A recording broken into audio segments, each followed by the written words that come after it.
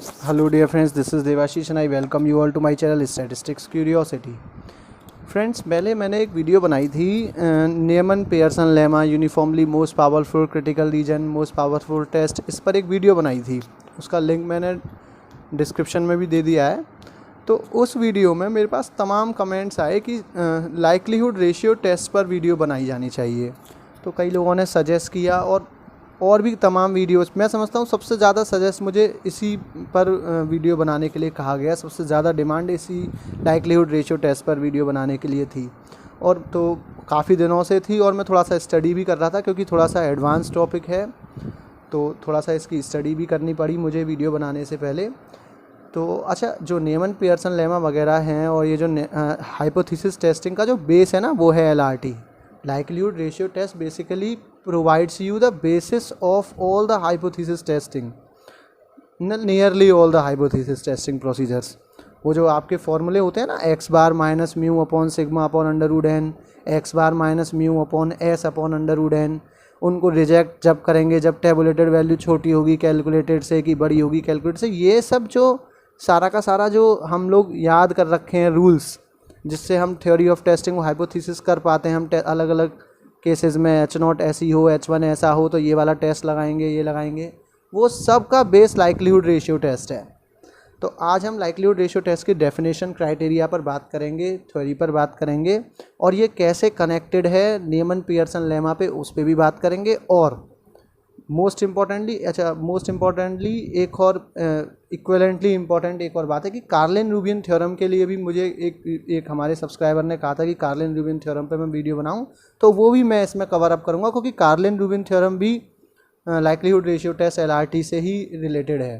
तो आप लोग बने रहिएगा। थोड़ी सी वीडियो लंबी हो सकती है और मैं थोड़ा सा स्लो भी पढ़ाता हूँ, तो आप थोड़ी वीडियो लंबी होगी बट पूरी वीडियो आप देख लेंगे तो आई एम श्योर कि LRT जब भी आप अपनी फिर बुक्स वगैरह से पढ़ेंगे तो आपको और अच्छे से, बहुत अच्छे से समझ में आएगी इस वीडियो को देखने के बाद। तो चलिए स्टार्ट करते हैं। तो देखिए, लाइक्लीहुड रेशियो टेस्ट बेसिकली क्या होता है। बेसिकली क्या है, हमारे पास जब हम हाइपोथेसिस टेस्टिंग कर रहे होते हैं तो दो तरह की हाइपोथेसिस होती हैं। एक होती है हमारे पास नल हाइपोथेसिस और एक होती है हमारे पास ऑल्टरनेटिव हाइपोथेसिस, है ना। तो देखिए, नल हाइपोथेसिस में क्या होता है, थीटा बिलोंग करता है नल सेट को। देखिए ये जो साइन है ना, ये साइन जनरली पैरामीट्रिक स्पेस को शो करता है। पैरामीट्रिक स्पेस मतलब जिसमें थीटा की सारी पॉसिबल वैल्यूज़ हों। Theta is a parameter. Obviously null और ऑल्टरनेटिव हाइपोथेसिस में हम पैरामीटर लिखते हैं। देखिए मैं आपको बताऊं, आपने थोड़ा सा पढ़ा होगा, है ना, कि ये H0 mu is equals to mu not versus mu is not equals to mu not और ग्रेटर देन म्यू नॉट और इस तरीके से लेस देन म्यू नॉट, इस तरीके से आपने पढ़ा है ना तमाम। और इनकी टेस्टिंग करते हैं कि Z टेस्ट लगेगा कि T टेस्ट लगेगा, ये सब लगेगा। खैर, तो जो लाइक्लीहुड रेशियो टेस्ट होता है उसमें जो हम हाइपोथेसिस टेस्टिंग करते हैं उसमें हमारे पास एक नल हाइपोथेसिस होती है, एक ऑल्टरनेटिव हाइपोथेसिस होती है। नल हाइपोथेसिस में थीटा बिलोंग करता है उस वैल्यू को जो नल वैल्यू है। अब वो वैल्यू क्या है, जब यहाँ पे इक्वल का साइन होता है तो वो सिंगल वैल्यू होती है, theta is equals to 2, 3, theta not, any value 6। But जब यहाँ पे लेस देन ग्रेटर देन का साइन होता है तो वो एक पूरे स्पेस को शो कर रही होती है। ठीक है, अगर मैं लिखता हूँ थीटा लेस देन 3 तो दैट मीन्स माइनस इन्फिनिटी से 3 तक थीटा की कोई भी वैल्यू सब इसी में लाई करेगी, नल में। ठीक है, तो इसलिए हमने यहाँ पे फ़िलहाल हम, क्योंकि LRT किसी पर्टिकुलर टाइप की नल और ऑल्टरनेट के लिए वैलिड नहीं है, तो सबके लिए बनाया हुआ है, जो टेस्ट बनाया हुआ है, जो स्टैटिस्टिक डेवलप की है, हर तरह की नल और ऑल्टरनेटिव हाइपोथेसिस के लिए डेवलप की है।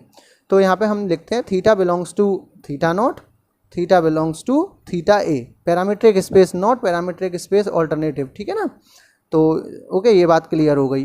तो मुझे इन दोनों को टेस्ट करना है, इन्हीं को करते हैं टेस्ट, नल और ऑल्टरनेटिव को। तो जो लाइक्लीहुड रेशियो टेस्ट स्टैटिस्टिक जो है वो क्या है, जहाँ तक मेरी इन्फॉर्मेशन में इसे भी नीमन पियर्सन ने ही डेवलप किया था और इसको तो आप इंटरनेट वगैरह पे सर्च कर लेना।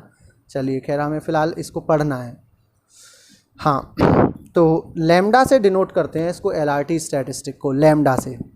तो कभी कभी इसको लैम्डा x से डिनोट करते हैं, x वेक्टर। ये बेसिकली क्या है, क्योंकि आप PDFs को, और PDF x का फंक्शन है तो ये नाम दे दिया इसको। तो इसका फॉर्मूला है lambda is equals to maximum of theta under H0 likely maximum of likelihood theta where theta under h naught divided by maximum of likelihood where theta under entire space, ठीक है, theta belongs to theta not, theta belongs to overall parametric space, यानी कि आप divide कर रहे हो l theta not divided by, आप कर रहे हो l theta not divided by l theta one का नहीं, एल थीटा का। अब कुछ लोगों को यहाँ वो हो रहा होगा, क्या देखा देखा सा लग रहा होगा, यार वहाँ तो नीमन पियर्सन लेमा में तो L not upon L one था या L one upon L not था, ऑल्टरनेटिव और नल का रेशियो था। यहाँ मतलब नल और ऑल्टरनेटिव का, यहाँ नल और पूरे का रेशियो है। तो वो इससे वो कैसे बनेगा उसको भी डिस्कस कर लेंगे आज वीडियो, तभी मैंने कहा बड़ी होगी। टेंशन मत लो, फिलहाल जो पढ़ा रहे हैं उसी से आगे बढ़ो। तो लैम्डा क्या है, l theta not cap divided by l theta cap. Okay, ये फॉर्मूला है, ये आपको याद करना पड़ेगा। ये क्या है, ये है ये एम एल ही पढ़िए ना, मैक्सिमम लाइक्लीहुड एस्टिमेटर। तो ये ऊपर वाला है maximum likelihood under H not और नीचे वाला है maximum likelihood under entire space, H one नहीं एंटायर स्पेस। ओके, तो ये L theta not cap divided by l theta cap. ठीक है, आगे तो एल आर टी क्या कहती है, ये एल आर टी बेसिक पहली बात तो ये कि जो लाइक्लीहुड रेशियो टेस्ट है वो इस स्टैटिस्टिक लैम्डा पर बेस्ड है। ठीक है, तो इस पर बेस्ड है, तो जो रिजेक्ट और एक्सेप्ट करने का, जो एच नॉट को रिजेक्ट करना है एक्सेप्ट करना है, वो डिसीजन लैम्डा से ही लिया जाएगा। तो अगर लैम्डा की वैल्यू लेस देन होती है किसी वैल्यू सी से, तो हम एच नॉट को रिजेक्ट करेंगे, और बड़ी होती है, ठीक है ना, तो मतलब अगर छोटी नहीं होती तो फिर हम एक्सेप्ट कर लेंगे एच नॉट को, या एक्सेप्ट करना कहते हैं, या not do not reject H not ऐसे कह सकते हो। ठीक है, तो रिजेक्ट करेंगे हम कब, जब लैम्डा लेस देन सी होगा। ठीक है, अच्छा इसको अब ये सी क्या चीज़ है, इस पे आगे बढ़ने से पहले थोड़ा सा ये और पॉइंट नोट करना रह गया। देखिए ये L theta not cap divided by l theta cap है ना, तो ये जो लाइक्लीहुड थीटा कैप है ये ऑब्वियसली एंटायर स्पेस पे लाइक्लीहुड है, जो प्रोबेबिलिटी है एंटायर स्पेस पे, और ये क्या है, ये है केवल नल पे। तो ऑब्वियसली ये बड़ा होगा वो छोटा होगा, है ना। तो जब नीचे का रेशियो बड़ा हो किसी फ्रैक्शन में, जब डिनोमिनेटर बड़ा होता है और न्यूमरेटर छोटा होता है, तो वो प्रॉपर फ्रैक्शन होता है। प्रॉपर फ्रैक्शन होता है तो उसकी वैल्यू 1 से छोटी होती है, ये आपको पता ही है भाई। ठीक है, बहुत अच्छे से। तो यानी कि ये जो लैम्डा है इसकी वैल्यू 0 से 1 के बीच में लाई करेगी। ठीक है, अब मैं बात कर लेता हूँ ना ये 0 और 1 केसेस, एक्सट्रीम केसेस की बात कर लेते हैं। तो अगर ये 1 हो, 1 मतलब ये इसके इक्वल हो, l theta not cap exactly equal हो एल थीटा कैप के, तो ऐसे में आप क्या करोगे, ऐसे में आप कभी भी एच नॉट को रिजेक्ट कर ही नहीं सकते।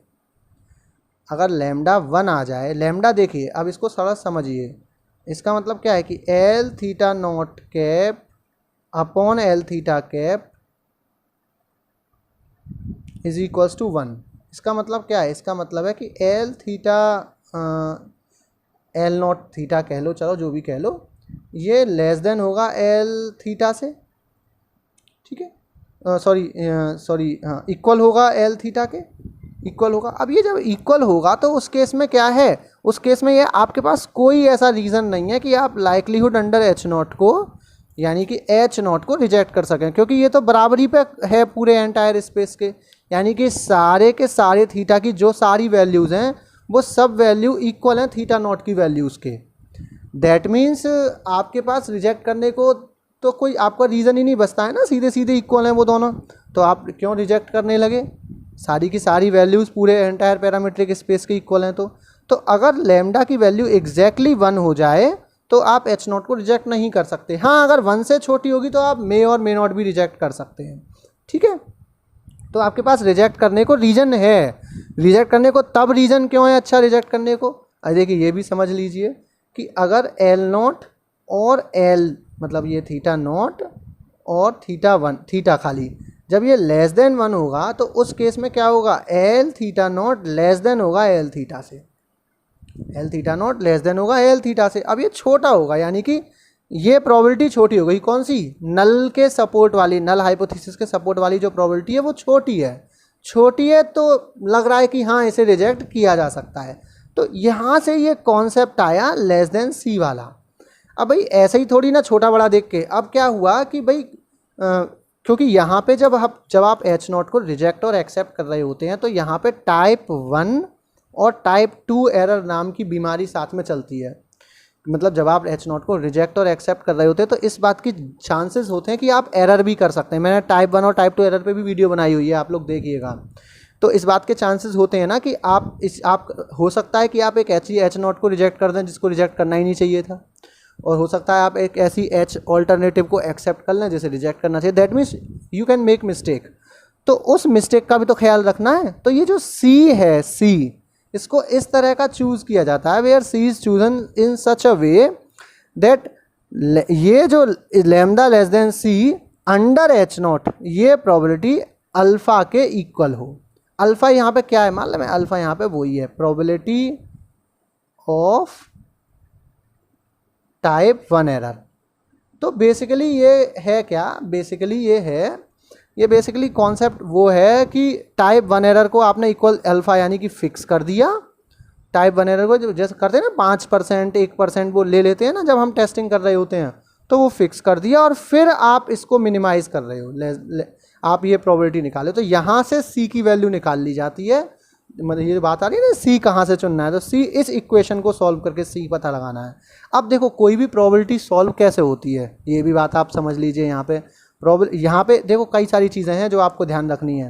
ये जो लैम्डा ये जो सॉल्व करके आएगा ना, ये फंक्शन एक्स का होगा, थीटा का नहीं होगा। ये जो लैम्डा सॉल्व होके आएगा ना, ये फंक्शन किसका होगा, अरे आपको आगे की ट्रेलर दिख गया, हाँ ये फंक्शन किसका होगा जब लैम्डा लेस देन सी, जब ये जो लैम्डा आप डिवाइड करोगे तो ये एक्स का फंक्शन होगा।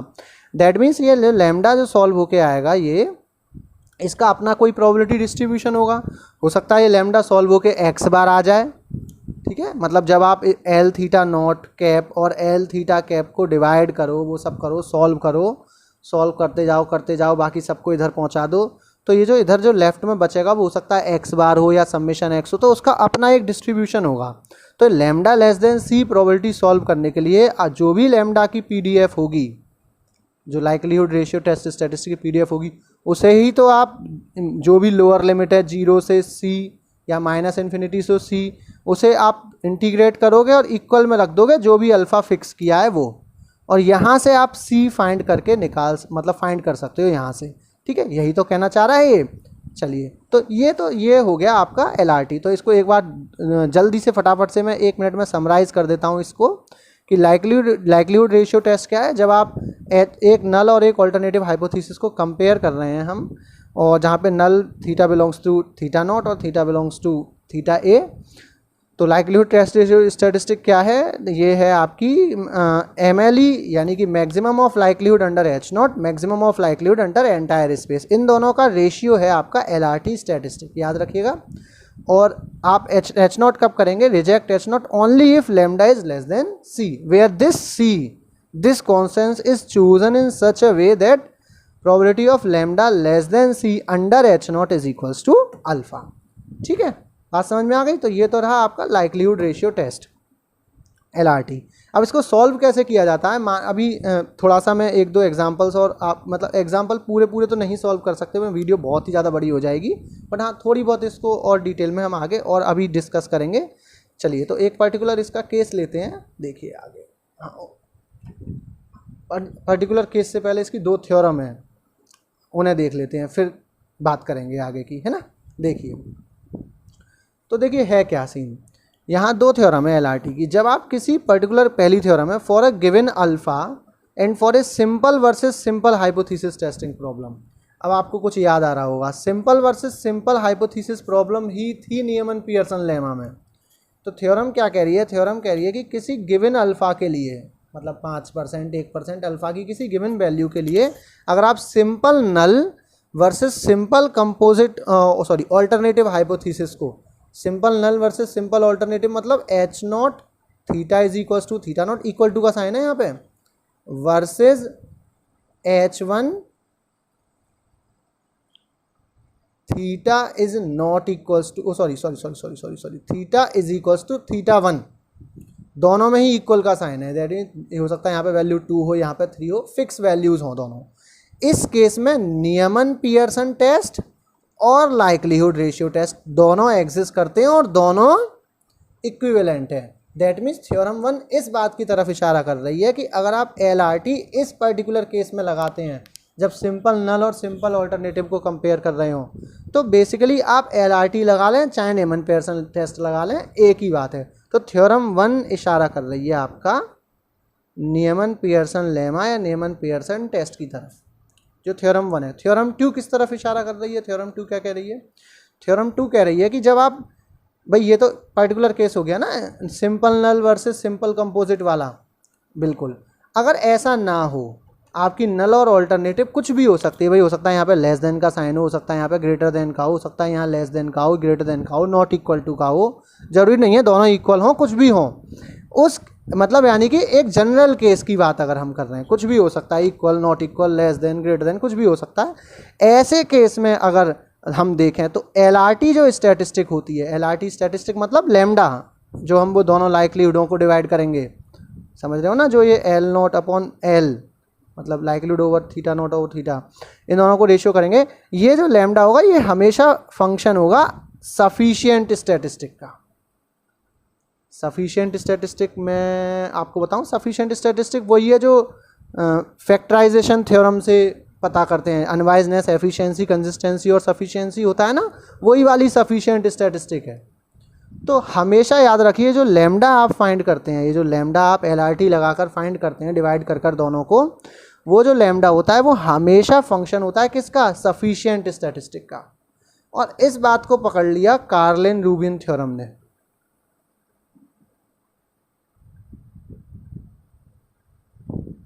तो ये जो थ्योरम 2 है, थ्योरम 2 दूसरी थ्योरम जो है, ये इशारा कर रही है कार्लिन रूबिन थ्योरम की तरफ। तो कार्लिन रूबिन थ्योरम का बेस है ये वाली और नीमन पियर्सन लेमा का बेस है ये, ठीक है। मैंने खैर ये बेस क्या है, ये तो ये कह रहा है कि नीमन पियर्सन लेमा और ये एक ही हैं। चलिए, तो ये कैसे एक हैं अभी इसको देखेंगे हम, और वहीं पे आपको ये जो आप कह रहे हैं ना, ये जो LRT का थोड़ा सा कॉन्सेप्ट और अच्छे से क्लियर हो जाएगा वहीं पे जब हम इसको देख रहे होंगे। अच्छा, एक रिमार्क और है, ये भी बड़ा काम का है। देखिए, जब आप ये जो आप जब ये L theta not divided by L theta, जब आप इनको MLEs को फाइंड करते हो, लाइक्लीहुड में पुट करते हो, पुट करके सॉल्व करते हो, तो क्या होता है ना, बेसिकली तो ये होता है कि उसमें टाइम लगता है और उसका डिस्ट्रीब्यूशन पता करना, ये जो लैम्डा डिवाइड करके जो आता है वो थोड़ी सी टेढ़ी खीर हो जाती है। देखिए, मैं आपको थोड़ा सा ट्रेलर दिखा देता हूँ इस चीज़ का कि मैं कहना क्या चाह रहा हूँ, जो मैं चीज़ कहना चाह रहा हूँ ना, थोड़ा सा वो एक मैं ये रफ कॉपी रफ पेज ले आया हूँ। मैं ये कहना चाह रहा हूँ, जैसे आपके पास कोई PDF है, जैसे ये वाली है अपनी वेल नोन, ठीक है, इसका आप लाइक्लीहुड लिखेंगे तो sigma raise to the power n 2 pi raise to the power n by 2 e raise to the power -1 by 2 sigma square, ये तो होगा इसका लाइक्लीहुड। लाइक्लीहुड समझते हैं ना, लाइक्लीहुड मतलब होता है ना PDFों को प्रोडक्ट करना n टाइम्स, यानी कि fx1 इंटू fx2 उसका उसी में मल्टीप्लाई करते जाना, ये चीज़ लाइक्लीहुड है। तो L थीटा नॉट कैप का मतलब ये है कि अंडर H नॉट जो भी MLE होगा थीटा का, जैसे इस केस में थीटा की जगह है यहाँ पे म्यू, मान लो मैं मुझे म्यू के लिए LRT लगा रहा हूँ, मैं म्यू, मेरा जो हाइपोथीसिस है H नॉट, वो मेरी म्यू की के बारे में बात कर रही है, ठीक है। तो जो भी म्यू की MLE होगी, म्यू की MLE, म्यू है पॉपुलेशन मीन, इसकी जो MLE होती है नॉर्मल डिस्ट्रीब्यूशन केस में वो x बार होती है, ठीक है। मैं वो जो भी होगी वैल्यू ना, मैं वो पुट कर दूंगा म्यू की जगह, ठीक है। तो इस तरीके से मैं L थीटा नॉट और L थीटा कैप ये दोनों फाइंड करूंगा। यहाँ पे मैं जो भी नल हाइपोथीसिस वाली वैल्यू होगी वो पुट कर दूंगा मैक्सिमम वैल्यू, और यहाँ पे मैं पुट कर दूंगा जो भी x बार होगी म्यू की जगह। तो इन दोनों को मैं डिवाइड करूंगा, डिवाइड करके जो लैम्डा निकल के आएगा उस कुछ वैल्यूज़ कट जाएंगी, कुछ है ना, इसी में इसमें ही तो पुट करेंगे, ये 1 sigma raise to the power n, अगर ये सिग्मा नोन हुआ तो ये कट जाएगा, बहुत सी चीज़ें कट पिट जाएंगी। खैर, जो भी लैम्डा आएगा उस लैम्डा का डिस्ट्रीब्यूशन पता होना चाहिए। जब तक उस लैम्डा का डिस्ट्रीब्यूशन तब पता नहीं होगा तब तक आप ये जो आपकी जो प्रोबेबिलिटी है ये कहाँ से सॉल्व कर लोगे आप, कहाँ से C पता कर लोगे आप, जब तक आपको लैम्डा का डिस्ट्रीब्यूशन पता नहीं होगा, है ना। तो वो थोड़ा सा लेंदी पड़ता है लैम्डा का डिस्ट्रीब्यूशन पता करना, हालांकि इतना भी वो नहीं है, बट कुछ केसेस में टफ पड़ जाता है। तो उसके लिए आपको ये वाला रिमार्क या ये वाली थ्योरम काम आएगी, बहुत इंपॉर्टेंट है। आप इनके ना स्क्रीनशॉट ले लीजिएगा, या फिर आप मुझे बताइएगा तो मैं फेसबुक, जो हमारा फेसबुक पेज है स्टैटिस्टिक्स क्यूरियोसिटी का, उस पर मैं इनके फ़ोटोज़ अपलोड कर दूंगा, वहाँ से आप डाउनलोड कर लीजिएगा, एज ए नोट्स आपको काम आएंगे ये। खैर, तो देखिए, तो रिमार्क में अपने पास क्या है ना, अगर मेरे पास लार्ज सैंपल है, यानी कि सैंपल का साइज मुझे पता है कि लार्ज है, लार्ज मीन्स काफ़ी बड़ा है ना, इनफाइनाइट वाली सीन है, 100 200 500 सैंपल, लार्ज सैंपल प्रॉपर्टी है एलआरटी की ये, कि लैम्डा का डिस्ट्रीब्यूशन खैर जो हो वो जो भी हो वो हो, बट -2 log लैम्डा का डिस्ट्रीब्यूशन, उसकी कुछ कंडीशंस भी हैं, -2 log लैम्डा का डिस्ट्रीब्यूशन हमेशा फॉलो करता है काई स्क्वायर डिस्ट्रीब्यूशन को।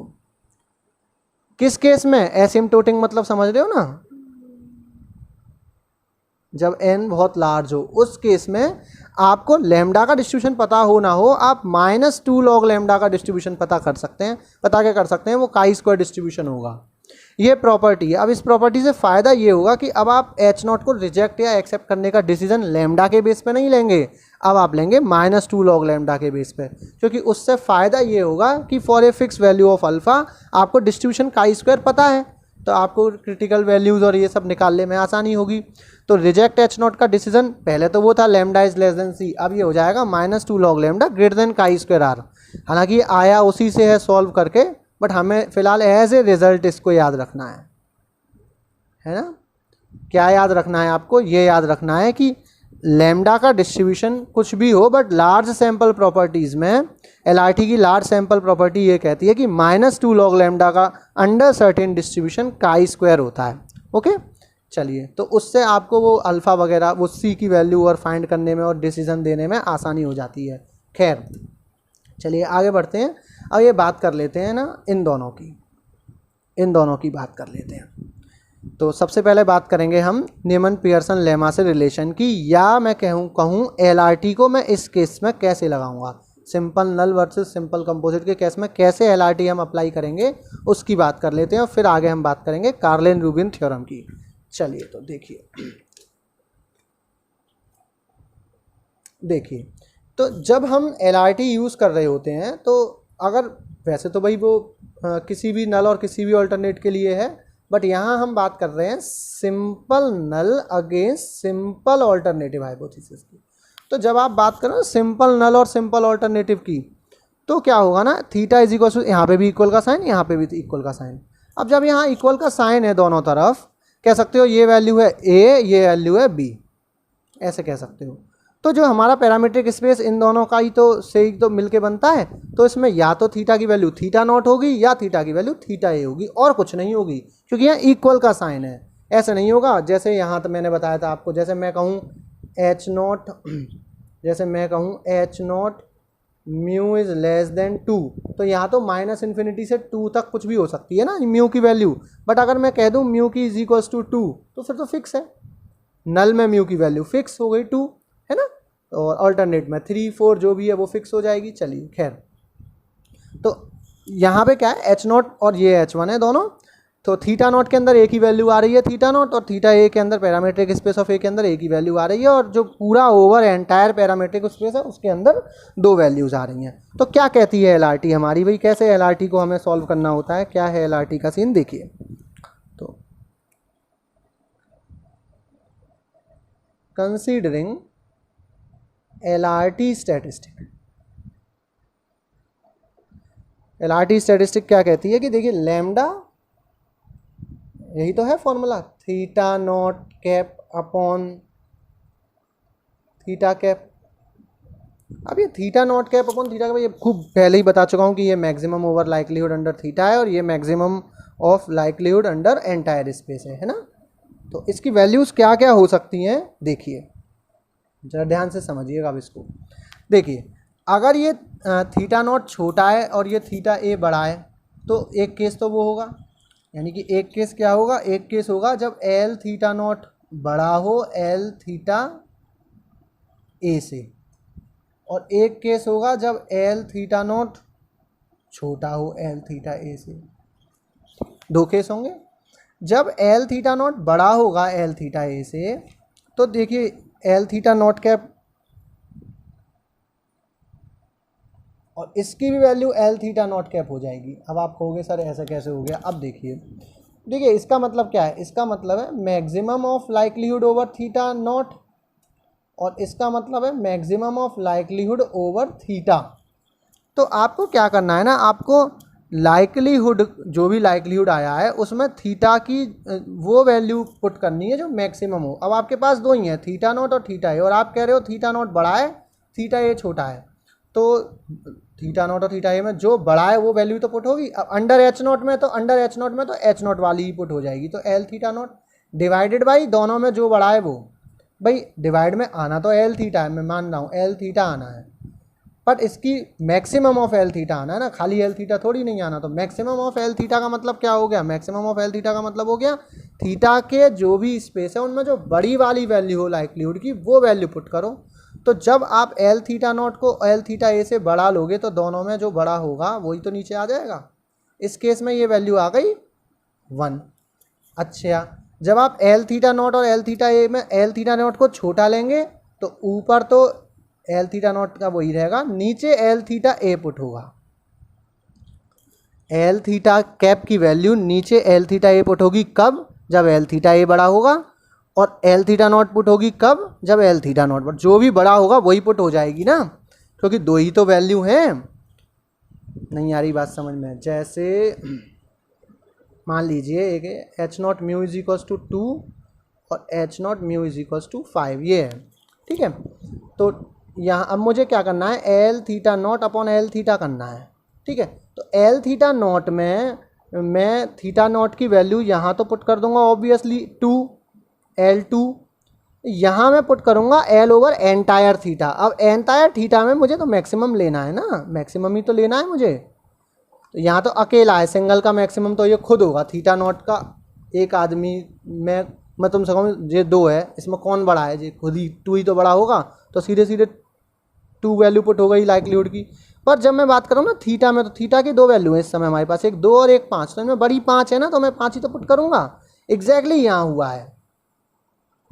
तो थीटा नॉट और थीटा ए में जो बड़ा होगा वो पुट हो जाएगा ना एल थीटा कैप की जगह, जो बड़ा होगा।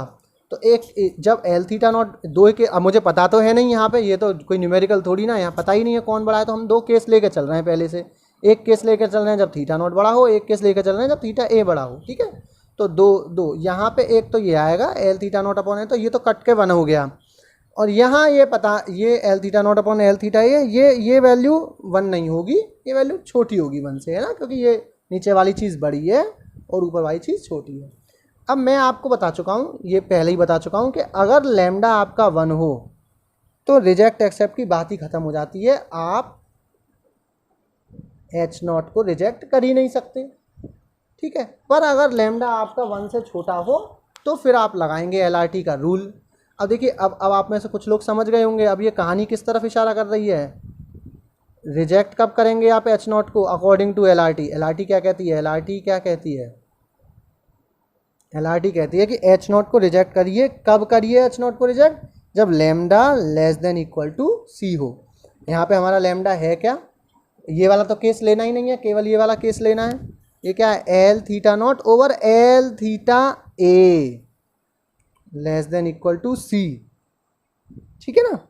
तो अब याद आ रहा है किसी को? अब थोड़ा सा याद आ रहा है। नीमन पियर्सन लेमा भी तो यही थी, L not upon L one less than के। कभी कभी L not upon L one less than के की जगह L one upon L not greater than के भी होता है ये ना, कभी कभी। तो देखिए वो भी चीज़ दिखाई देता हूँ, लगे हाथ। देखिए इसको इधर पहुँचाइए, तो l theta naught less than equal to c l theta a, है ना। तो अब आप क्या कर रहे हैं? अब आप इसको C को ट्रांसफॉर्म करिए K में और इनइक्वल 1 के अपॉन में ले लीजिए। तो ये क्या हो जाएगा? इसे यहाँ और इसे यहाँ, तो ये क्या हो जाएगा? एल थीटा ए ग्रेटर देन के एल थीटा नॉट, वेयर के इज वॉट? वेयर के इज 1 अपॉन सी, वेयर के इज 1 अपॉन सी। ये मैंने क्या किया? ये मैंने अपोजिट कर दिया। 4 ग्रेटर देन 2 हो तो 1/4 लेस देन ही तो होगा 1/2, तो वही हुआ है। इनको मैंने रेसिप्रोकल किया तो ये जो इनइक्वालिटी है ये चेंज हो गई। अब ये किससे मैच करने लगा? वो जो पढ़ाई जाती है आपको नियमन पियर्सन लेमा में L1 upon L0 greater than के, यही तो है अंडर H0। तो रिजेक्ट H0 का रीज़न का यही तो था नियमन पियर्सन लेमा में भी। तो ये हमने वो चीज़ प्रूफ करी है कि कैसे LRT ही नियमन पियर्सन, गंगाधरी शक्तिमाने वाला कहानी हो गई है ना। LRT ही नियमन पियर्सन लेमा है, केवल किस केस में, जब नल और ऑल्टरनेटिव दोनों सिंपल वर्सेस सिंपल हो। क्लियर है, बात समझ में आ रही है बहुत अच्छे से। ये बाकायदा इसका प्रूफ मैं समझता हूँ एग्जाम्स में आता होगा, हमारे तो आया नहीं, तो मुझे तो ऐसे याद भी नहीं है, और अभी आया भी होगा तो ध्यान नहीं है, बट मैं समझता हूँ अच्छी इंपॉर्टेंट चीज़ है और आपको पता होनी चाहिए। चलिए, ये तो बात हो गई किसकी, आपकी, कि कैसे, ये हो गई आपकी बात जो मैंने यहाँ कहा था, बात हो गई ये वाली, है ना, सिंपल वर्सेस सिंपल की। अब हम एक केस लेते हैं, सिंपल ना हो, लेस देन हो, ग्रेटर देन हो, ऐसा, दैट मीन्स थ्योरम 2 वाली बात। तो चलिए आगे बढ़ते हैं। ये है कहानी कार्लिन रूबिन थ्योरम, ठीक है। ये भी यूज़ करती है LRTI, ठीक है। तो ये क्या है, इसको देख लीजिए अब। तो कार्लिन रूबिन थ्योरम में क्या है, मैंने दो केस लिए। नल हाइपोथेसिस मैंने ली theta less than equal to, मैंने इक्वल टू ए नहीं लिया, फिर वो नीमन पियर्सन में चले जाएंगे। और ऑल्टरनेटिवली मैंने थीटा ग्रेटर देन ए। तो कार्लिन रूबिन थ्योरम ने थ्योरम नंबर 2 यूज़ करी, जो मैंने पीछे पढ़ाई अभी आपको। क्या यूज़ करी कि LRT जो स्टैटिस्टिक है वो हमेशा फंक्शन होती है किसका, सफिशिएंट स्टैटिस्टिक का फंक्शन होती है। अब जब वो सफिशिएंट स्टैटिस्टिक का फंक्शन होती है, तो कार्लिन रूबिन वाले जो भी ये लोग होंगे, पता नहीं ये दो लोग हैं एक है, खैर, इन्होंने अकल लगाई थोड़ा सा, और इन्होंने कहा कि हम पूरा लैम्डा लेस देन सी और पूरी लैम्डा से रिजेक्ट और एक्सेप्ट का डिसीजन क्यों दें, जब लैम्डा किसी सफिशिएंट, मान लीजिए एक टी कोई सफिशिएंट स्टैटिस्टिक है थीटा का, और मुझे मालूम है कि जो ये टी है ये वो जो LRT स्टैटिस्टिक है लैम्डा उसका भी फंक्शन है, ये भी मुझे मालूम है, ये भी थ्योरम LRT की है ही। तो अगर टी कोई सफिशिएंट स्टैटिस्टिक है थीटा की, और एक चीज़ और है यहाँ पे कि जो टी का डिस्ट्रीब्यूशन है वो MLR प्रॉपर्टी को फॉलो करता हो, ठीक है। तो टी कोई सफिशिएंट स्टैटिस्टिक हो थीटा का, और टी सफिशिएंट स्टैटिस्टिक हो थीटा का, और उसके बाद और इसके साथ साथ टी के डिस्ट्रीब्यूशन में MLR प्रॉपर्टी हो, ठीक है, मैक्सिमम लाइक्लीहुड रेशियो प्रॉपर्टी हो, तो वो इन केसेस में आप टी से ही H0 को रिजेक्ट या एक्सेप्ट करने का डिसीजन दे सकते हैं। कार्लिन रूबिन थ्योरम क्या कहती है, Karlin Rubin theorem states that when we have two kind of hypothesis, null hypothesis as theta less than equals to A, both are composite hypothesis, है ना, both having less than or greater than sign. So if you are able to find a sufficient statistic t for theta, अगर आप ढूंढ सकते हैं कोई ऐसी static और वो टी MLR प्रॉपर्टी को भी फॉलो करती हो। देखो यहाँ पे मैं आपको एक जुगाड़ वाली बात बता दूँ, MLR प्रॉपर्टी वैसे प्रूफ करना थोड़ा सा मुश्किल हो सकता है, बट अगर आप ये प्रूफ कर दें कि टी जो है वो बिलोंग करता है एक्सपोनेंशियल फैमिली ऑफ डिस्ट्रीब्यूशंस को,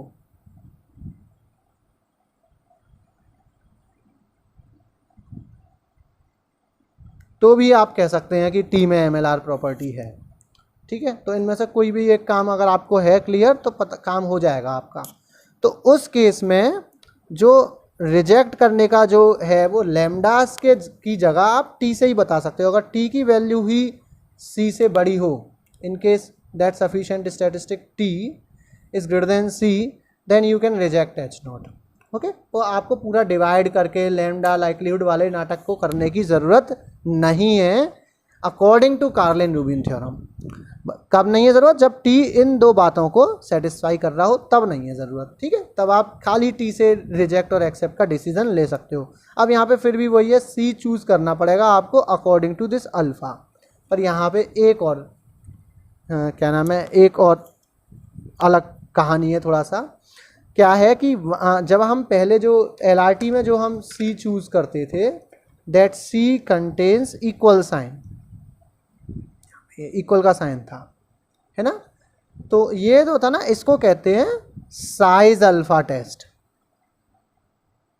जब यहाँ इक्वल का साइन हो, और जब यहाँ लेस देन इक्वल का साइन हो तो इसे कहते हैं लेवल अल्फा टेस्ट।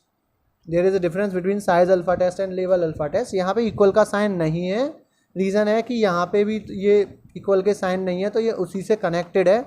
तो सी इस तरीके से चूज़ करनी है आपको कि वो इस theta is equals to A मतलब है क्या, theta is equals to A मतलब ही अंडर एच नॉट है।